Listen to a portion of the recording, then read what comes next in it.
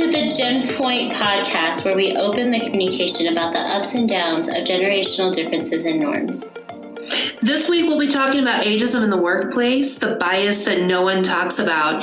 I'm Summer, the generational middle child. I'm a Gen Xer. And I'm Deborah. I'm a millennial with consistent baby boomer tendencies. As Summer shared, we're going to be talking about ageism in the workplace today. A lot of people think that ageism happens only in one direction, but we know, both from experience and from research, that it happens from younger to older, just like it does from older to younger. Before we begin, Summer, can you give us a quick review of how the generations are broken down? Sure. So it's important, we'll be talking about the different generations, that you understand that the generations in the workplace today are made up of traditionalists, which is roughly around 2% of the work environment. And those are individuals born between 1929 and 1943. And then we have baby boomers, which are making up around 36% of the workforce. And those individuals are born from 1944 all the way through to 1965. We have Gen Xers, my generation, from 1965 to 1980, and then millennials, 1980 to 1995. And last but not least, Gen Z, the upcoming and emerging generation, born from 1995 to 2010. It's also important to note that although within your birth year, you may fall within a specific generation, that you may exhibit traits from other generations based on upbringing and background and things like that. So that's why I say I have a lot of baby boomer tendencies, which we'll hear more about in this podcast and other podcasts. But I think it's important to note that we all exhibit qualities from various different generations. Absolutely. So, Summer, can you talk a little bit about what your experience has been with ageism in the workplace? So I think that something that comes to mind right away when we talk about ageism in the workplace is definitely hiring practices. I think it's probably the thing that comes to mind for most of us when we think about ageism in the workplace. And, it's something as simple and what seems as harmless as how individuals draft a job description. So you might find things like energetic, innovative, or like current knowledge, statements such as that seem harmless, but are actually really biased towards a younger individual. And oftentimes it's going to shift and change what type of candidate you are drawing out. The reverse could also be seen as needing a lot of experience for perhaps an entry-level position. There's no harm in asking for experience where needed, but oftentimes I find that clients have asked for a lot of experience when it's not really necessary to get the job done. So therefore creating a bias against those younger generations, being able to access those entry-level positions. I remember when I was newly entering the workforce, and positions that were definitely entry level were asking for some of those years of experience that you were talking about that really wasn't necessary. And I think that's where I've seen discrimination come out. And I think more recently, especially, I've been seeing job descriptions come up where they are using those terms like energetic, innovative, or current knowledge, or talking about ability level in a way that's referencing energy that probably isn't really necessary for the job. Well, on that same token, I think that also comes out with technology, don't you think? Yes, I do think that technology is a topic of conversation when we're discussing ageism in the workplace. And when I think of ageism in the workplace surrounding the topic of technology, the words of assumption and shame come up a lot for me. One story that I can think of in particular was me being a newer manager, but being a millennial that was managing another millennial, I assumed that they knew what I knew. Because we see millennials, right, using their devices and they are being put into this box, I think, of being, for lack of better words, maybe technology geniuses. I don't know, but experts or something like that. One story I was thinking of was when I had given what I thought was a pretty simple project using Microsoft Excel, and she didn't know anything about it. And I'll be honest, at first I was like, what the heck are they teaching you in school? And if I would have taken a couple steps back, I think that if I didn't have some of those unconscious biases come up for me, I probably would have just asked her a simple question of, hey, do you know how to do this in Excel? And it not be a like, hey, do you know how to do this in Excel? But just a genuine approach to that topic. Another story that I'm thinking about, which is coming up with the idea of shame, is with a colleague that I worked with who identifies as a baby boomer. And I can recall that she just really did not want to ask any questions when it dealt with technology. And I think it became because she just didn't want to be labeled as old or outdated or things like that.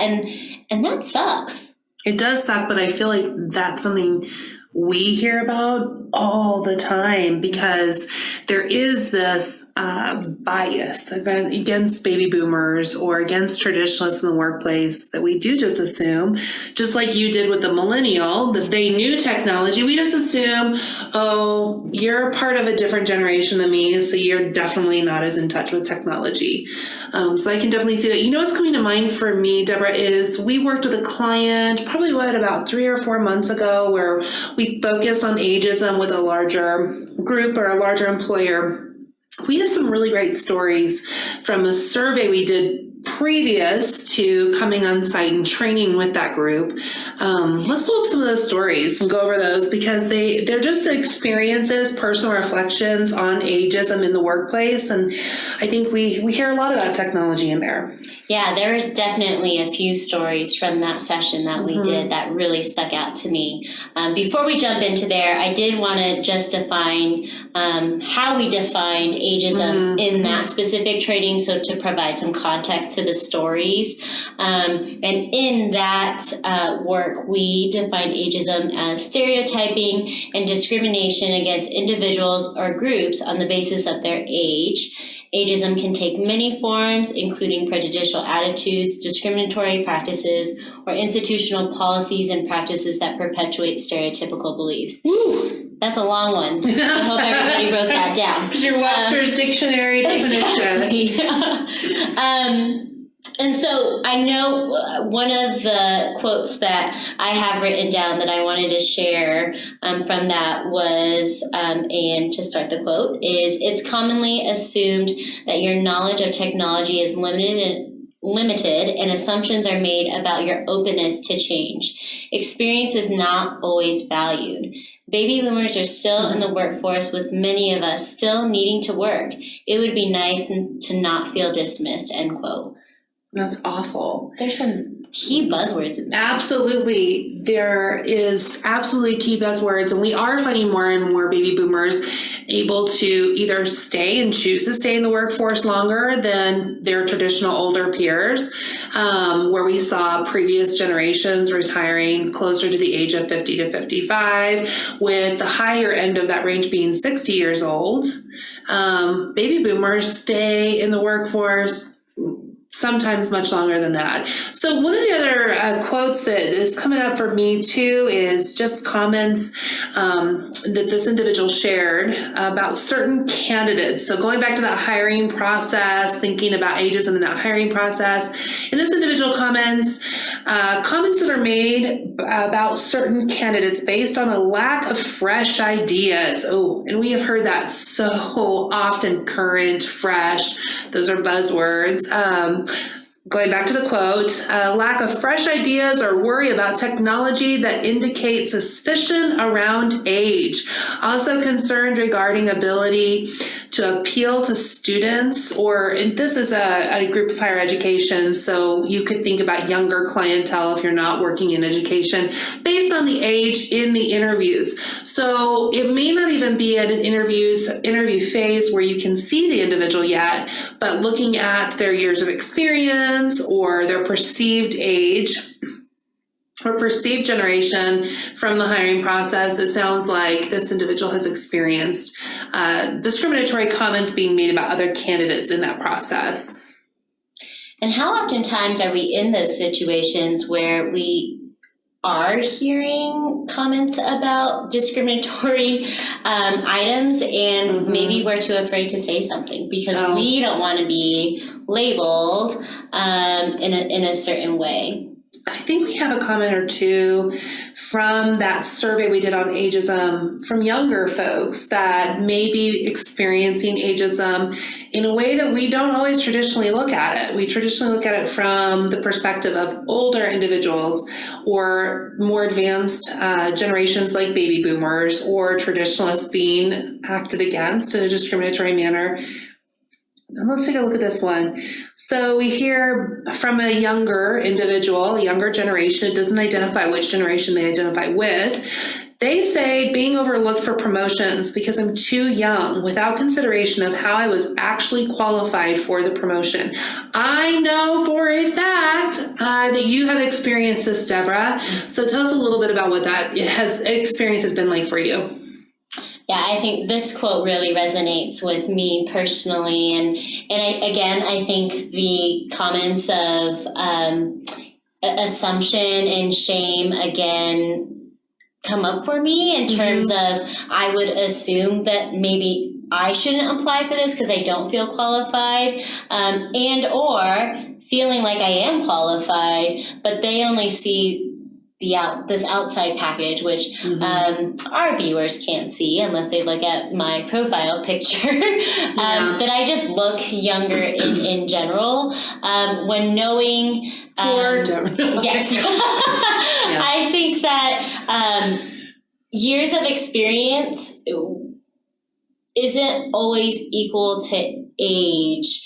And what I mean by that is I know that I have had years of experience in areas, maybe if we're talking about management, for example, right? And where some folks who may identify as Gen X or baby boomers may have not had that experience. And I think that as hiring managers and as we start to transition to strategies, that we need to look at not only the age. I mean, we can't look at the age of a candidate, but just looking at that experience that they bring solely. And also challenging that system of overt discrimination. I don't think it's very common you hear someone overtly say, oh no, that person is 65 years old, we can't hire them. It tends to come out in those buzzwords like we've already gone over of, are they current? Are they able to catch on to current technology?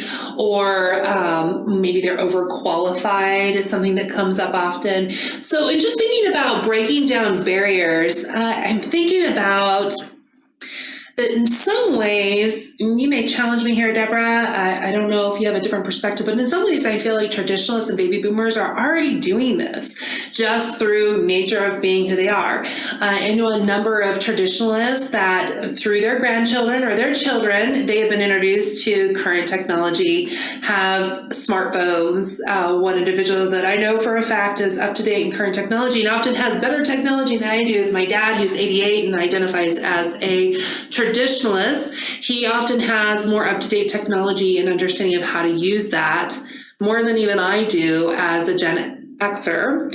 And then also too, I'm just thinking of all the ad campaigns that organizations like MetLife or AARP are running, where they really take the more youthful approach to what baby boomers are experiencing in their more advanced years. So whether they're retired or not, baby boomers are being shown to be youthful, riding motorcycles, surfing at the beach, really enjoying life and living life to its fullest. So in some ways, Traditionalists and baby boomers are already starting to break down some of those barriers. But a couple of ways that I'm thinking we can definitely help break down those barriers are to, for one, thinking of how it can be more inclusive rather than assumptive. Like Deborah, you were saying around the use of technology or in that hiring process, and just thinking of ways in which we can overcome those barriers. And that behavior does start with being willing to speak up, for sure, even though I know from personal experience it's really, really uncomfortable because it becomes a fully charged conversation. But I feel like being vocal is one of the biggest ways to starting to overcome those barriers. I think that's fantastic, and I've been just thinking of some strategies in addition to overcoming those barriers of what we could suggest, and I was thinking a lot of the idea of reverse mentoring. Ooh, yeah, and because I think it really comes down to not assuming and asking questions and listening to each other, and to treat people as individuals and not necessarily as a group that has been defined by media or by what we have heard and not by experience. The other thing I was thinking about, I recently attended a conference and heard this idea, and I loved it. And I know a lot of companies and organizations are doing this, but in looking at hiring, not only being mindful of using some of those buzzwords we mentioned earlier and not putting those in the job descriptions, but thinking of ways of how do we take, I guess, almost the person out of the resume. And what I mean by that is, taking away the name, maybe not putting your year for your education level. But I think a lot of this with hiring has to do with our own individual biases and thinking of how do we as individuals check ourselves when we say, oh, well, that person only graduated in blank year, and so clearly they're not qualified. It's not always looking for how do I correct someone else in their behavior, but really looking internal and challenging ourselves is what you're saying. Absolutely, yes. I think, too, that one of the things that we so commonly come across in our consulting work is this seems kind of like a no-brainer because more and more organizations, thankfully, are focusing on diversity and inclusion. But as we mentioned in the title, the bias that is kind of not talked about is ageism. And I think that one of the things that seems to be missing in a lot of the organizations that we've worked with is just that general understanding that looking for a generationally diverse work environment or work team rather is so vital to creativity, to effectiveness as a team. And so really creating that awareness around the benefits of having multiple generations working on one team. I would completely agree. I think that age is something that we don't typically talk about when we are considering diversity in the workplace. Absolutely. Well, this has been fun, and I'm looking forward to our next episode. So join us next week on GenPoint, where we will be discussing recruiting Gen Z. And thank you for joining us today on GenPoint, the good, the bad, and the humorous of generations.